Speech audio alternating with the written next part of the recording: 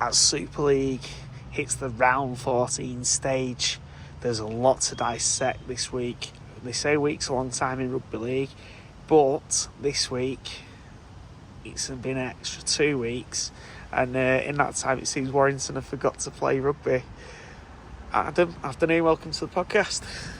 Yeah, it certainly seems that way. Welcome everyone, welcome Rob. How are you doing? Are you okay? Oh, good, you? We're in windy Padgate Village Club today. We are. It's nice weather, but it's a bit windy. But it's a bit shady where we are anyway. Yeah, but yeah, Friday night. What? It seems where do you start? Yeah, it seems both teams have forgotten how to play rugby. I'm going to start blocking out like 3 hours out of my night. Yeah, that's 3 hours of rugby I'll never get back.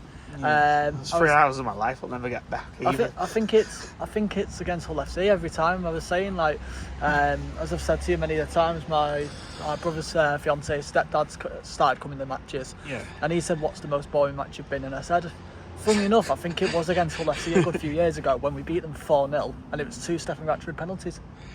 Yeah, and it kind of Friday night. There wasn't really much bad weather, so you can't blame the bad weather. Warrington looked as though you could tell both Warrington and Hull have had 2 weeks off by the fact that neither of them could actually play rugby. The completion rate was probably about 60% for both teams. It was awful. I was listening to another podcast this evening, Super League Raw, and he said, one of the guys on there said, I think he does stuff for Warrington TV, and he said the amount of drop balls that a mole would have been given a HIA because it was ridiculous. Oh, honestly, neither team clicked into gear. Warrington had an early shock when Hull FC went 4 points ahead when their winger scored. Yeah, as my friend who I was sitting next to called him, Harvey Barron called him Angry Ginge. Angry Ginge 2. Angry Ginge 2. So yeah, I thought it was a bit clunky. Yeah, is the better word for it. You text me during the match saying you can tell the boys have been off for 2 weeks, and it's the same discussion. Like, we had weeks off for World Club Challenge. We were a bit clunky after that. We're a bit clunky now. And I said to you, we need to keep the momentum going, because if we were playing against the likes of Saints or Wigan or Leeds this week or last week, we would have been absolutely annihilated. I mean, thankfully we won 12-4 to Josh Smith trying the very last minute, which again took an age because they decided to go to the screen and check for an onside offside. Yeah. And referee sent it up as no try. Yeah. Sam Burgess was interviewed after the game and he went, strange one, isn't it? Yeah.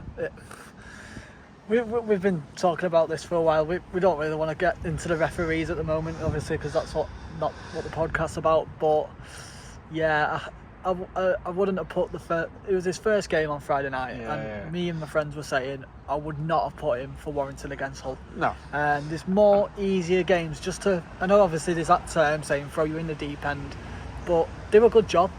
I mean, we'll get to the refereeing performance further on into the podcast, because we can have a bit of dissection. Yeah. And before people start commenting, yes, I know we do need the referees, but yes, they do need to be consistent as well, because at this moment, there's not you go game to game. So I watched Wakefield and Hull Car, absolutely fantastic game.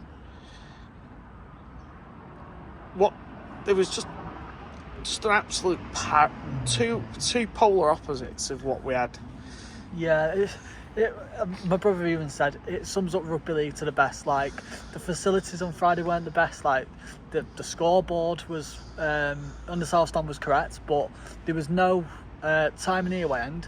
The screen was off. Yeah, I don't know what was good. It must have been something to do with Sky Sports thing, but that was happening all weekend, because a few of the televised games had no clock at some point, so I don't know. It was just, everything about the game was woeful. Oh yeah, it was. It's a good job it wasn't raining as well. That would have topped it off. That would have just absolutely compounded the night. Yeah. So Warrington had 5 to 6 players unavailable through injury and illness. Now, Sam Burgess confirmed post-match that these 5 to 6 players will be potentially back in the starting lineup Yeah, I mean, like we've just said there, it was good job Hull FC weren't at the race. Well, aren't the best team because, like I've said before, if it was against Saints or Wigan last weekend, we would have been showing up. Yeah, cool. But yeah, no, it's nice to see some. I think it's Josh Fulis, James Harrison, Ewan Irwin. He was obviously ill on the weekend. It'll be nice to see them back. Bit of talent in there. Josh Fulis is probably one of the most. Taylor-Ray. Yeah, Josh Field is probably one of the most underrated players in Super League. I think he's been phenomenal this year. But yeah, it's nice to see players back this week. Yeah, and James Harrison coming back in will just add a bit of strength in depth. But sometimes you might need that performance. Yeah. That sort of performance where it's not been great and you made a lot of mistakes. Sometimes you need to get that performance out of your system. Yeah. Sometimes you need that performance to kind of G you on, to bring you forward and bring the best performance out of you. Yeah. If Harrison's back, it'll add a lot to the second row. It'll add a lot to the second row on Thursday. Yeah. James Bentley's back in the squad as well. He needs to keep his head cool. It's against his former club. He can't be getting wound up. No, it's against his former club. They know they're going to wind him up. He just needs to have a calm head. You can guarantee Paul Rowley will send David Clemmer at him. Yeah, absolutely. But, I mean, things will look a little bit more rosy with having Harrison back, with having Fulis back, with having Kai Taylor-Ray in there. Yeah, when Liam Byrne went off for a HIA the other day, I was like, please pray to God he's past that, because you need as big... He passed it straight away. However, Zach Hardacre didn't. No. He spent quite a while... Yeah, he spent a while sat on the floor. Down, didn't he? Yeah. But no, you need as big as players as you can against the big teams like Saints and Wigan. You need all available players you've got. Saints going to have quite a few players missing as well, aren't they? Yeah, they've got like Hastings missing. They've got a few, but yeah, I think we'll be all right. It'll be a good game. It might be quite an even game. Yeah. So, here's a question for you: is second place a true reflection of where Warrington are? It's a hard question. I know. Yeah. Warrington second. They've won the games. They've lost 2 all season. They've won 13 games out of. Yeah, it's a bit of a hard one, really. Is it the quality of the league, or is it? I'd say it's that. We've mentioned before this year that the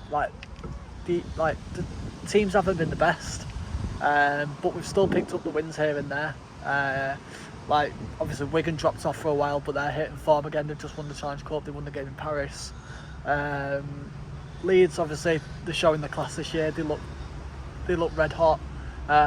If we win this week, and obviously they beat Toulouse this week, it'll be a top of the table clash next week. What will be a class game at the HJ. It'll be a Thursday night sellout, that one as well. Yeah. So, yeah, I'd say it's a true reflection. Obviously, like Saints, they've not been the best, but they always know how to turn it on. Yeah. The thing is, though, you don't need to peak. Yet. You don't need to be throwing your best performances out there at the moment. As long as you're there and thereabouts at the end of the year, and you're getting the wins then, you're getting to form into the playoffs, that's when it matters. Well, we've got more points than we did last year. I think we got 18 all year last year.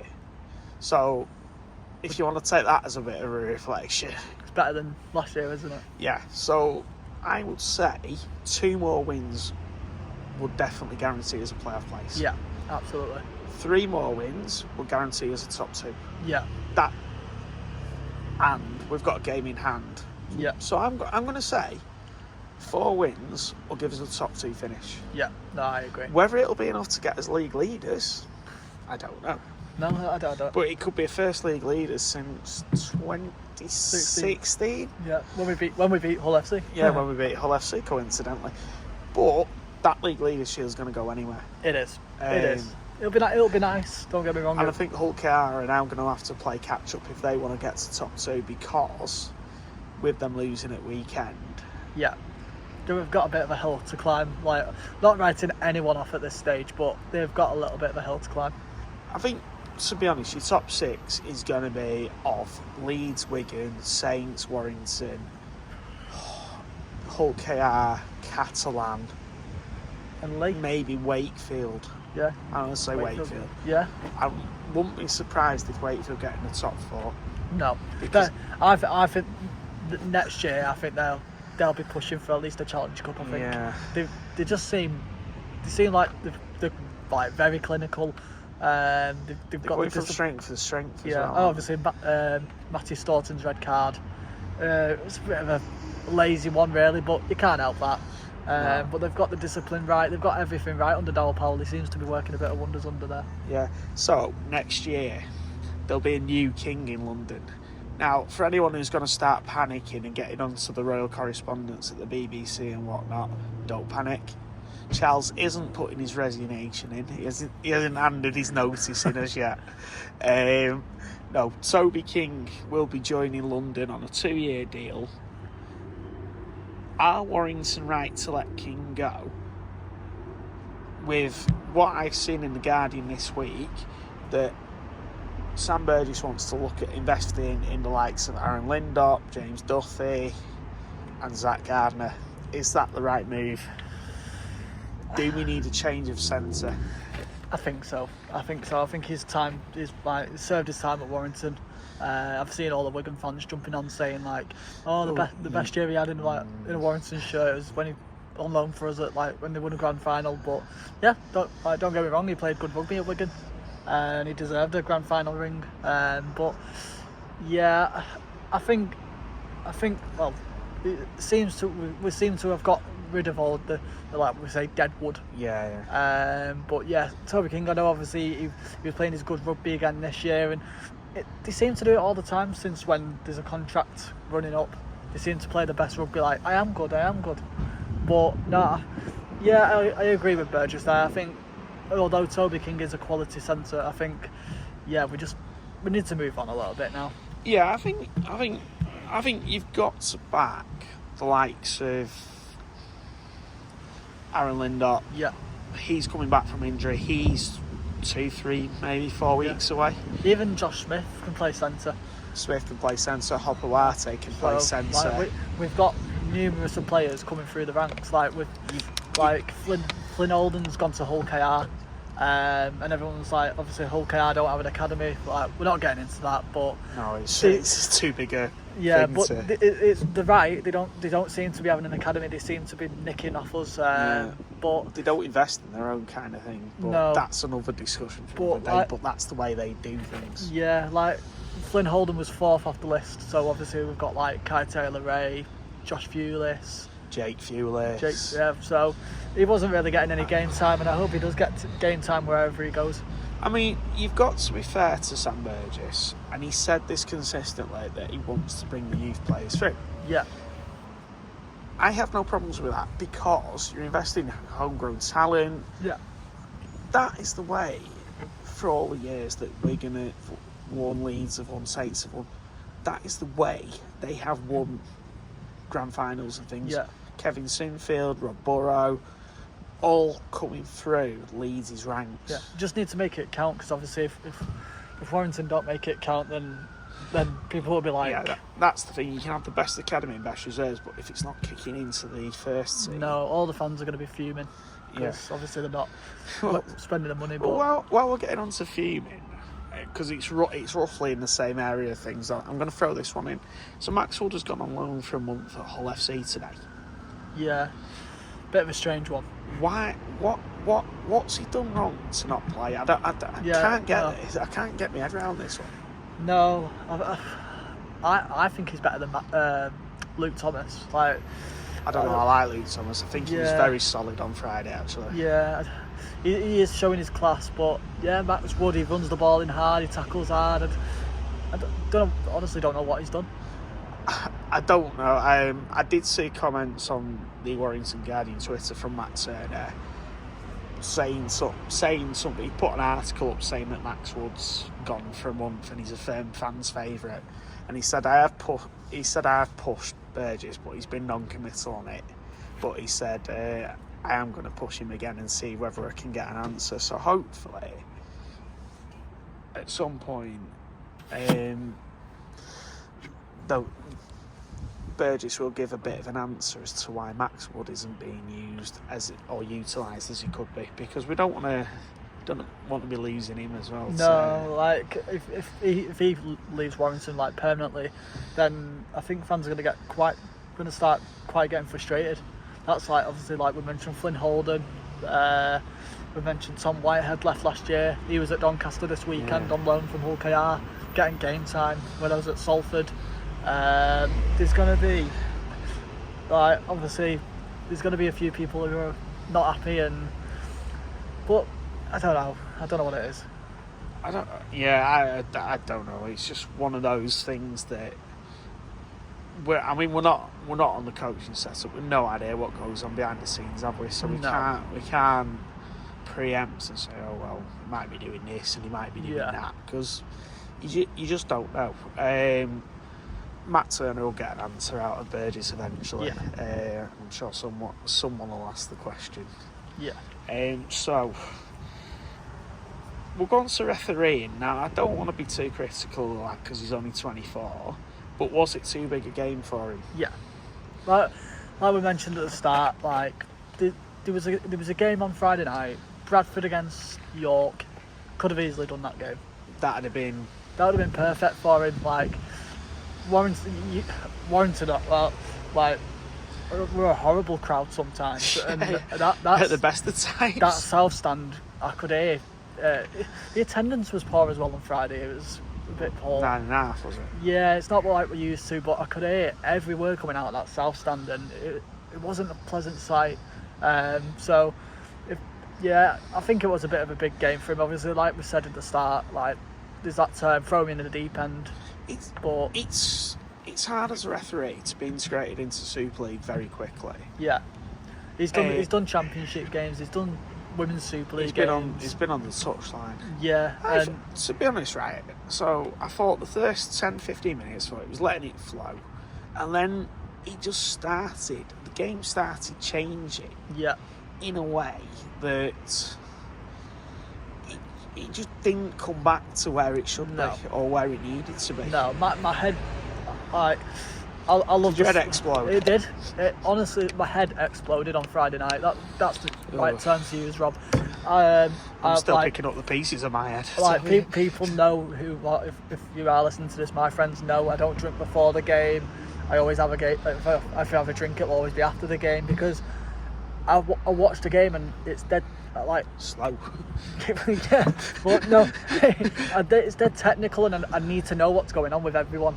And it's weird. It's weird how my mind works, but I'm not. Yeah, my head fell off. Yeah, it fell off right now. It was hard work. The lady I was with, Barbara, I said to her 10 minutes before, should we go? And she went, yeah. So we watched the last 10 minutes in the Grange, because it was dragging. Yeah. It was hard to watch. It was stop-starts. Yeah. There was consistent offside, and I'm not just saying it was Hull. No. Warrington were offside as well. Both teams were. There was forward passes. There was forward passes that were missed. There were basic things that weren't being pulled up. There were knock-ons that were missed. There were captain's chat. Honestly, it's got to go. I've read a thing this morning on Facebook saying that they're scrapping it apparently. Oh, well, so it needs to be. It's not a bad thing, but captain challenge, keep it, but get the referees consistent enough. Like, as we've mentioned many weeks, the NRL, they have one look at it, they know it. Yeah, but what time? Do you know what got to me? What annoyed me as well? Try was given. Yeah. We'll take Toby King's try. Yeah. Try was given. 2 minutes later, Max Need's about to take the conversion. Referee goes, oh wait, no, we'll stop the clock. We'll have a look at the video now. Yeah. Yeah. Come on, RFL. Yeah. If you want your sport to be fast and exciting, get rid of all. Get rid of all this. I was watching Saints and Leeds on Thursday night downstairs, and I think it was 9:10 before the first half had ended again. Yeah. And I said, I'm going upstairs. Well, Dave was mentioned in commentary. He said He said it's 25-9 now. He said we've played 26 minutes in the game. We've got 14 minutes to go, so the game's going to finish after 10 o'clock again. Yeah, and I got bored at half time. I turned it off. And that's the thing, though. You want your sport to be fast and exciting, and then people go, "Oh, well, the captain's challenge. We'll do this, do that." This is what slows the game down. Yeah, don't get me wrong. If they've still got, like I was saying to the woman who I was sitting there, she was like, "Oh, it takes on for like ages." If they've still got the challenge, they've got fair enough. They've got the right to challenge. Yeah, but absolutely. Speed it up. Like no one wants to be there past the clock. I would say, if you're keeping the captain's challenge, you put a minute to a minute and a half on it. Yeah, absolutely. You can't, because all the time it's, oh, we'll go to this camera. Oh, we'll go to this camera 20 miles away. And then you always see it in the first camera. Yeah. You always see it in the first angle what's gone on properly. And then it's kind of, oh no, wait a minute. Oh no, I can't see from that. I go, come back to the camera for. Oh no, come back to fight. Oh no, come back to front. Yeah. And honestly, this is why fans get frustrated. We have a great sport. Yeah. And now it's not fast and exciting because we're taking 10 minutes out of the day all the time to. Yeah. And and people think I'm joking, but at some point it does add up as 10 to 15 minutes at a time. Yeah. And if Captain's Challenge do keep it, they need to stop with all this bull crap, I'm going to say, with like hands around the ball. If a player's trying to get his arm out, penalise him. Yeah. Penalise him. Just straight penalise him. Like they're saying that it was a ripped ball when he's there just trying to get his arm out. But I mean, the referee can't be everywhere. No. He can't be everywhere in the ruck. But I think there's some kidology as well, because some players, if you watch, and I think I saw it Leeds and Saints on Thursday night, they open their arm up and let the ball go as the arms get. So there's a bit of kidology to try and get that penalty or get that extra. That's what I mean. There needs to be. We've summed it up many a times. Summed it up today. The word what we want to use is consistency. That's all we want in the sport. Yeah, definitely. It's turning fans away. Like, yeah, I don't know. But I mean, if it carries on, people are not going to renew the season tickets because they're not going to spend. I mean, how does an 80-minute sport drag on for 116 minutes? It's daft. I mean, rugby union don't have this problem. I mean, they do go into like 82, 83 minutes, but they don't have this problem. 2 minutes after, that's all you need. They don't go into this 116 minutes later and things like that. No, I got into my house on Friday night and my mum said to me, she was like, what happened? And I thought, she was like, what do you mean? And she was like, the game. And I was like, oh, we won. And she was like, no, I'm on about the refereeing. And she never watches rugby. So, like, there's that as well. Like, when your family who don't even watch rugby start saying stuff, you know something's going wrong. Yeah, so let's move away from referee. Let's go a few thousand miles across the pond. Catalan took their home game against Wigan up to Paris, and they played in the stadium next door to Paris Saint-Germain, which is used by a Stade Francais rugby union to try and promote rugby league, bring more fans in, and open the game up to more people. It's 30 years since they tried Paris Saint-Germain, which was the first ever Super League Sky televised game. Yeah. And it's 20 years of Catalan Dragons. Yeah. All these games that go on the road, is it working? No. Let's just beat around the bush. No. That I mentioned to you, that game on Saturday was probably awful. I know I've seen loads of, don't get me wrong, I've seen loads of Wigan fans enjoying themselves. They've gone to Disneyland, they've made a holiday out of it. Yeah, absolutely. Obviously, like you would, like I know a few people who go to Catalan every year, make a holiday out of Lloret de Mar. But obviously, well, I went to Vegas, made a holiday of it. But it's not growing the game at all. That the attendance, I know it's only a 12 and a half hour it was. Yeah, I know it's only a 20,000 seater, but and I get, obviously Wigan had like Wembley the week before and all that lot, but let's beat around the bush. No, it's not working. It's the same sort of thing, I think. When Warrington Wigan announced this Dublin game next year, which Hull and Wakefield are jumping on board as well. Yeah. Is it going to bring... Are you going to see people from the Irish province of Leinster, because that is the ground they're going to use, which is Leinster Rugby Union. Yeah. So, rugby mad country. Maybe. Are you going to see fans from Leinster in that ground watching Wigan or Warrington? If it was me, I would be sending our community coaches and Wigan's community coaches over to Ireland. Yeah. Get into the local schools there.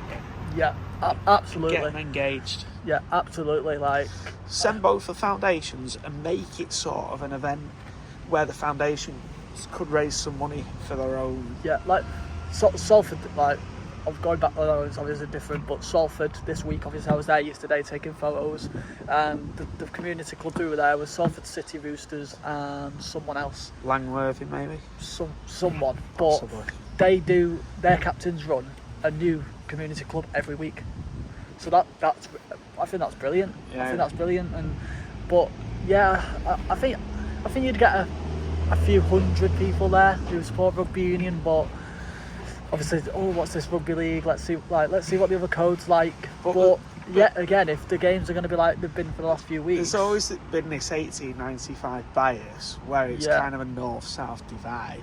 Oh, well, you watch rugby league, you must be from the north, or you watch rugby union. Like, I mean, I can stand rugby union. It's a good game. I don't have any class problems. I watch the game. It can be a little bit slow. It can be a little bit tedious at times. I'm not going to lie to you. I've never watched a game. But they recruit a lot of rugby league talent to make it a bit faster. They do, like Regan Grace. They got Regan Grace. They had Christian Wade came over, Luther Burrell for Warrington. I don't know. But the thing is that if they're going to grow the game, you've got to get people inside. You've got to get people inside the communities that you're going into. Yeah. To buy into it, and if they don't buy into it, you're failing again. Yeah. But why? Right. My question is, why are we taking it to Ireland? Why? Give me a reason. Yeah. Give me a reason why it's going to Ireland. Give me a reason why it's going to Paris. Give me... Set it up. Yeah. Tell us. I get the growing the game bit, but has it given us any more media coverage? No. Has it probably got Catalans any more spectators? Probably not. No. Has it introduced the game to a new set of fans? I don't know. No. I mean, you're going into Paris, which is roughly the same size as London, so it's about 6 or 8 million. Yeah. The football, rugby union, mad there. Yeah. In Paris, it's a really hard market, I would think, to tackle. Yeah, I get it. Obviously, like we mentioned there, PSG were there not like 20 odd years ago, or 30 odd years ago. PSG were there, and there was loads in the stand there, but. Yeah, it's just the way rugby league is at the minute. It's dying, isn't it? And I want to say the coverage of it was awful. Like, I know some fans might disagree with me, but like the players were coming out the tunnel and stuff, and all the flares, and they were still talking in the studio until about 2 minutes after. Yeah, I mean that could be down to the French broadcasters. It could be. That's what I mean. It could be, but. It won't be Sky's thing because, to be fair to Sky, they are Brian Carney and crew are pretty professional, and when they're over here, you can tell they're pretty seamless. They know the starting point and the other end point. Yeah. They've got a floor manager who'll be in Brian's ear going, you've got 2 minutes, then they've got an ad break, then they'll give them a cue back in, so your ad break's over. It's time to swap over to commentary team. So it was like the quality, like it's the same cameras, but it looked like it was in the 1980s. It was awful. I would think it would be the French broadcasters that have provided the camera work for it, and I mean if they've got, and it happens over here every so often, if they've got like a lot of rugby union on one day or something, they might not have the outside broadcast trucks to go around. It happens over here sometimes. Yeah, like There's only so many cameras and trucks you can have. yeah, but like that Super League Raw mentioned again. They mentioned on Friday night there was live golf. Fair enough. Golf's quite a big sport. Yeah. There was live cricket, the World Cup, I think it was. Fair enough. There was a basketball showing an old game from years ago. There was a rugby union game showing years ago. Like, we've got all these channels and like games on the Plus red button or whatever, and they're not showing the game on the live Sky. No, that's the thing. I mean, there was a massive opportunity yesterday. Sky's football coverage is finished for the year. Yeah, get it on there. There's 5 channels. Well, besides cricket, because the cricket's still going on. There's 5 or 6 channels there that have got free space. Scheduling space. Yeah. I mean, I saw on Twitter there wasn't one game scheduled to be on Sunday.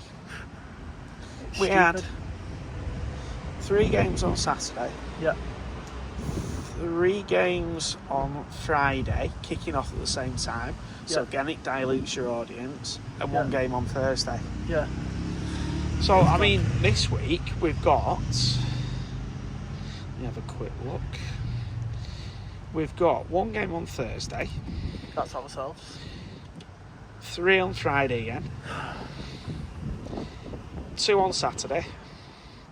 Kicking off at 3 and 6. Yeah. And 1 on Sunday, which is kicking off at 3 o'clock, which is Bradford League.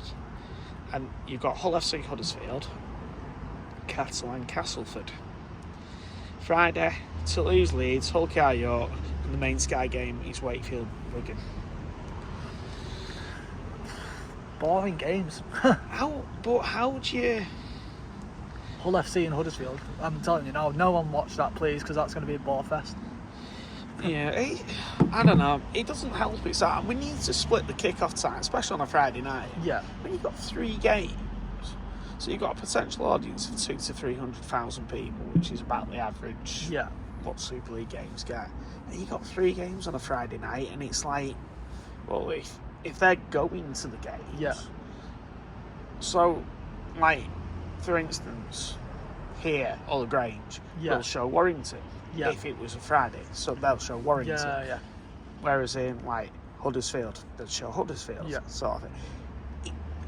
It takes away your audience. It does.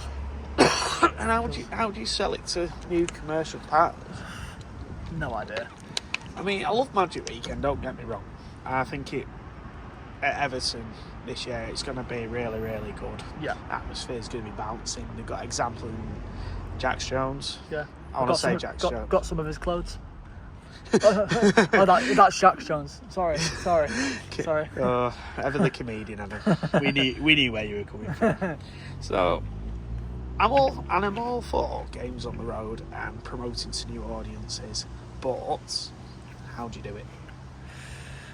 Yeah, you start in this country. Everyone says it. You need to start in this country. Like you've got that.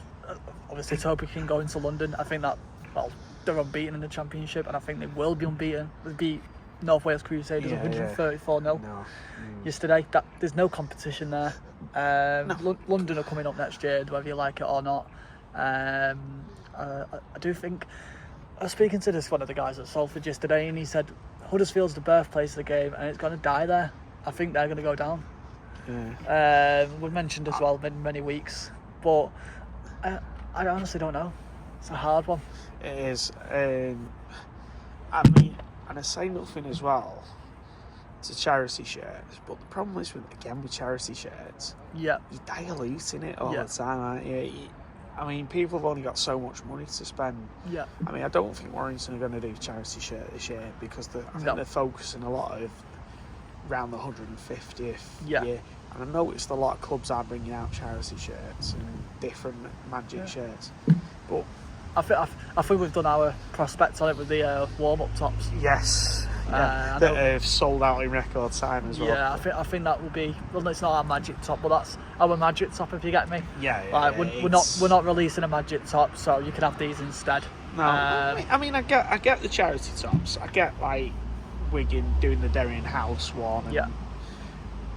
But I just sometimes I think if you have 3 shirts and another shirt and another, it becomes an overkill, and it becomes an overkill for fans as well, because they can only spend so much. Yeah, and you can only wear one top. Yeah, you can only wear one top. Like, and by the time you've worn that one top, season's finished. Yeah. I mean, I bought the 150th year. I bought the home shirt. I don't usually buy home shirts. I usually buy like a polo or something. But I bought the home shirt this year because it had the 150th year on it, and I bought a polo shirt with the 150th year. Yeah. But usually, I won't buy a home shirt. No. I used to buy loads, but then you just never wear them. And when it's like really, really hot, you tend not to wear them either. I got a nice training top to be fair. I got a nice training top, and that is very nice. I think I'll wear that. I wear that to games sometimes when it's too hot. When it's like obviously when it's very hot. Obviously the cotton and the home shirt's too much. I do wear can be quite heavy. But I do wear that training top, and it is quite nice. But yeah, I didn't buy the home shirt last year, 2025. I didn't like them. 2024, I didn't buy one. I normally buy one every year. Yeah, I tend to stick to polo shirts just because the fact I wear it loads. But to be fair, I have worn my home shirt quite a lot this year. Yeah. I liked it when they first released it, and it was like a replica of the first ever shirt. I thought, no, I've got to get that. It's got to be like, it's one of those you can keep forever, as you keep saying. So this week, Warrington travelled to the Brewdog Stadium, as it's affectionately known. God. In St Helens. Yep. Saints just below Warrington in the table. Who comes out on top? Warrington, of course. Well, yeah. No, like we mentioned in the podcast, it's going to be a tight affair, I reckon. Players matchups all over the place. Obviously, you've got the likes of you and Irwin. George Whitby, who's replacing Hastings. He was on loan at Salford the other week. He played really well. Yeah, you've got matchups all over the place. But nah, I think, I hope, fingers crossed, touch wood, we're on a bench and touching the wood. It'll be a perfect 10 for Warrington.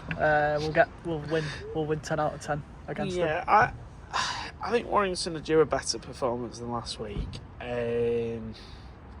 Like we've alluded to, I found last week hard work. Yeah. Both teams will up the intensity this week because of what it is. It's a local derby, bragging rights. Quite a few Saints fans in Warrington. Yeah. It just adds to it. Yeah. It just adds to the game.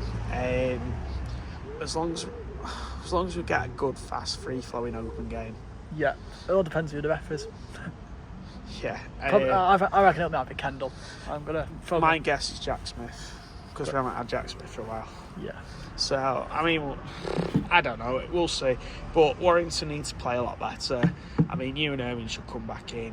Kai Taylor comes in. Josh Fearless comes in. James Harrison comes in. James Bentley comes in. Automatically, it just ups what you're doing by about 10 or 15%, doesn't it? Absolutely. We're putting a score on it. Well, it's going to be a tight old affair. I'm going to say 22-12 to Warrington. So Warrington by 10. I'm going to go 23-16 to Warrington. 23-16? You like these 23-16s, don't you? It's going to work. It's going to happen one of these days. One of these days it's going to work. And I don't think Sneed will play, so that might scupper your 23 a bit. Oh, unless you and Irwin. I think Irwin will be back. Irwin drop goal at last minute. Maybe. I'm gonna go 22-12. I think Warrington, if they can keep composed, they can keep the discipline. I noticed Daryl Clark was getting a bit rattled on Thursday. Yeah, a little bit. It was a little bit, wasn't it? Maybe send Danny Walker at him. Maybe. But yeah, 23-16 I'm going to go for. Yeah, I'm going to go 22-16. I think... Oh no, 22-12, because I think Warrington will be that little bit better. And I'm expecting Matty Ashton to touch the ball a bit more. Yeah, that'll be good.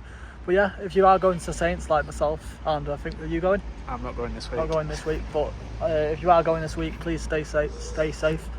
Come on the wire, and we will see you in a week's time where we face against Leeds. Leeds, yeah, got another short turnaround. Yeah. So we'll be dissecting Saints and looking at Leeds, and also looking at whatever else comes our way, which will probably there'll be all sorts coming through in the next week or so. Yeah, but yeah, have a good week, guys, and we'll see you soon. Yeah, take it easy, guys.